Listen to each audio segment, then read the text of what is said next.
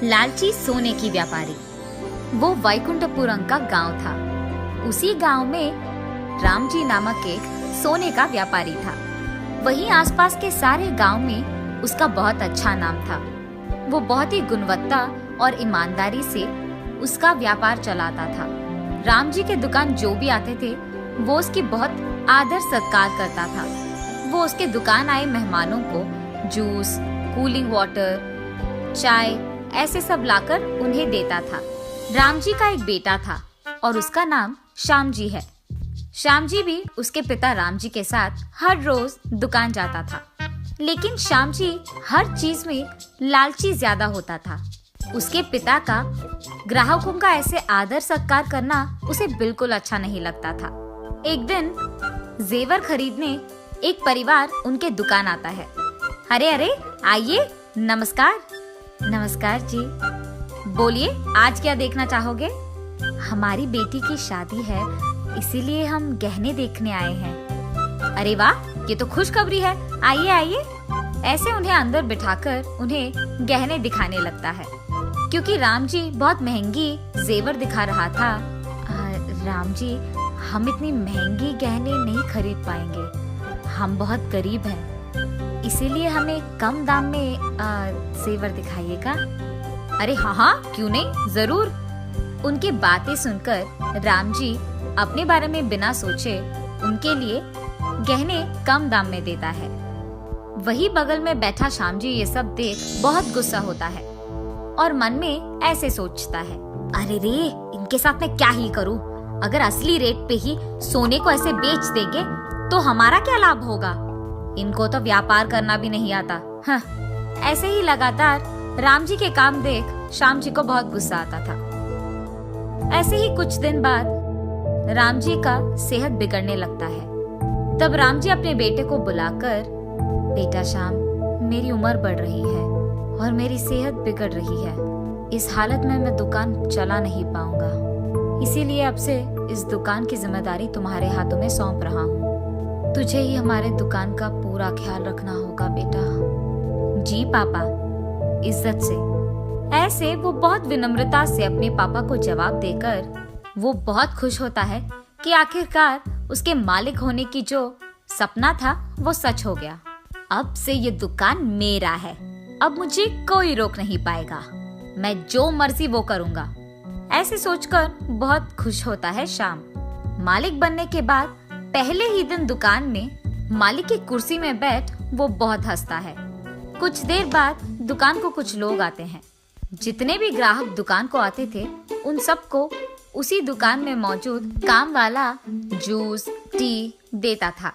ये देख श्याम जी को बहुत गुस्सा आता है। ग्राहक जैसे ही बाहर जाते हैं, श्याम जी उस काम वाले को बुलाकर, सुरेश, अब से जो भी ग्राहक यहाँ आए ना, उनको जूस ये सब मत दो, और इतना ही नहीं, उस कूलिंग वाटर मशीन को भी यहाँ से निकाल दो, समझे? उससे वैसे भी बिजली की बिल बढ़ रही है।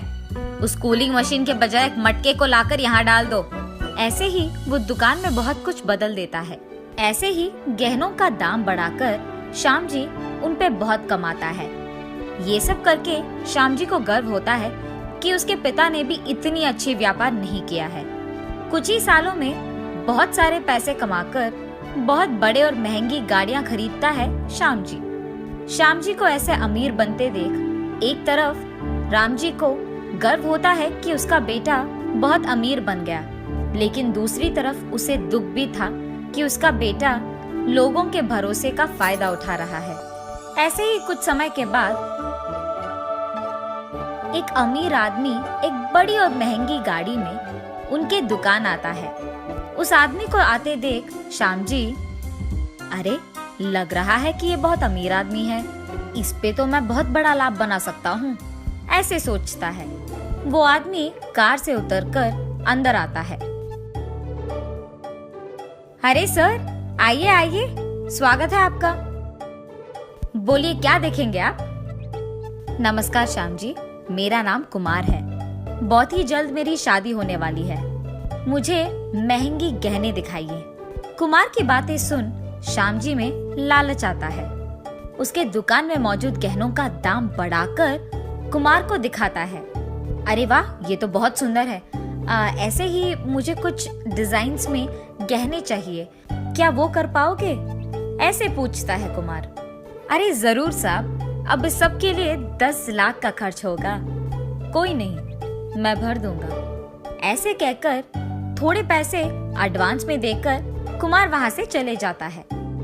उस एक आदमी के पास इतना सारा पैसा देख श्यामजी सोचता है कि उस अमीर आदमी को आसानी से धोखा दिया जा सकता है और इसीलिए उसी की लालच में वो कुमार को धोखा देने के लिए योजना बनाते रहता है। वो ये फैसला करता है कि इससे पहले कि कुमार उससे सारे गहने ले ले, वो उनमें से कुछ गहनों को नकली गहनों से बदल देगा और कुमार के आने से पहले ही, उसके सोच के अनुसार ही, वो उनमें से कुछ गहनों को नकली वालों से बदल देता है। कुमार आकर बाकी पैसे भरकर उन सारे गहनों को लेकर वहां से चले जाता है। कुमार की शादी आ ही जाती है। उस दिन उसके लाए हुए गहने सारे लोग पहनते हैं और क्योंकि कुमार के पिताजी का एक दोस्त सोने का व्यापारी था, कुमार के कई बहनों में से एक बहन के गहनों को देख उस आदमी को समझ आता है कि वो नकली हैं। वो कुमार के बहन के पास जाकर ऐसे पूछता है, बेटी तुम लोग तो बहुत अमीर हो, ऐसे नकली जेवर और गहने पहनने की क्या जरूरत है? ये सुनकर वही मौजूद कुमार चौंक जाता है। क्या नकली जेवर? अरे नहीं अंकल, ये तो मैंने राम जी के दुकान में बनवाए हैं। और वो आदमी कुमार से ये कहता है, नहीं बेटा, मैं भी तो गहनों का व्यापारी हूँ, मुझे नकली और असली में फर्क दिखाई देता है। ये साफ साफ नकली है, तुमको धोखा दिया गया है। लेकिन राम जी तो बहुत अच्छे इंसान हैं, हम जैसे गहनों के व्यापारी के लिए तो वो बहुत प्रेरणा देते हैं। कहीं कोई गलती हुआ होगा, चलो हम उसके दुकान जाकर पूछते हैं। सभी मिलकर राम जी के दुकान जाते हैं। श्याम जी, ये क्या है? आपने मुझे नकली जेवर दिए हैं, ये असली ही नहीं है। अरे ये क्या मजाक सूझ रहा है आपको? मैंने तो आपको असली गहने ही दिए थे, आपने कहीं और बदल कर मेरे पास आकर पूछ रहे हो। अरे मुझे ऐसे करने की क्या जरूरत है श्याम जी? मैं आप पर पुलिस कंप्लेंट दूंगा। क्या आप डरा रहे हो क्या? कुमार के साथ आया बुजुर्ग, बेटा मैं भी गहनों का व्यापारी हूँ और तुम्हारे पापा का बहुत अच्छा दोस्त भी। तुम अपने पिता को बुलाओ, मैं बात करूँगा, ऐसे कहता है। तब श्याम जी उसके दुकान में मौजूद काम वाले को उसके घर बेचकर राम जी को बुलवाता है। राम जी जब ये सब सुनता है तो ऐसे कहता है, अरे आप डरिए मत, मैंने तो इस दुकान में सीसीटीवी कैमरा लगवाया है, उसमें देखेंगे तो गलती किसकी है ये पता चल जाएगा। लेकिन किसी को ये बात नहीं पता था कि राम जी दुकान में सीसीटीवी लगवाया है, यहाँ तक कि श्याम जी को भी नहीं। राम जी उसके फोन में पूरा फुटेज देखते रहता है और दूसरी तरफ श्याम जी डर के मारे कांपने लगता है। उस फुटेज में श्याम जी का असली जेवर को नकली में बदल देना दिख जाता है। ये देख राम जी गुस्से में श्याम जी को बहुत डांटता है। उसके कारण राम जी को सर झुकाना पड़ा। ये कहता है उसके बेटे की गलती के लिए राम जी माफी मांगता है और क्योंकि श्याम जी को उसकी गलती का एहसास होना चाहिए, वो खुद पुलिस को वहाँ बुलाता है। कानून के सामने सभी एक हैं, ऐसे कहता है राम जी। लेकिन वहाँ मौजूद लोग, राम जी ऐसे मत करिए, उसको पुलिस के हवाले मत कीजिए, वो लालची जरूर है मगर उसको पता नहीं था कि आपको सिर झुकाना पड़ेगा, सोचा नहीं होगा बेचारा, आप ऐसे मत करिए, आपको बाद में बहुत दुख होगा। राम जी उनकी बातें मानकर उनके असली जेवर को उनको पहुंचाकर उनको वहां से भिजा देता है। तब से वो श्याम जी को दुकान में आने नहीं देता है और दुकान की जिम्मेदारी एक अच्छे, नेक और ईमानदार इंसान के हाथों में देता है और श्याम जी के पास मौजूद सब कुछ खींच लेता है राम जी और उसको घर से भी बाहर निकाल देता है राम जी। देखा ना आपने, लालची बनकर अगर गलती किया तो उसके परिणाम भी भुगतोगे।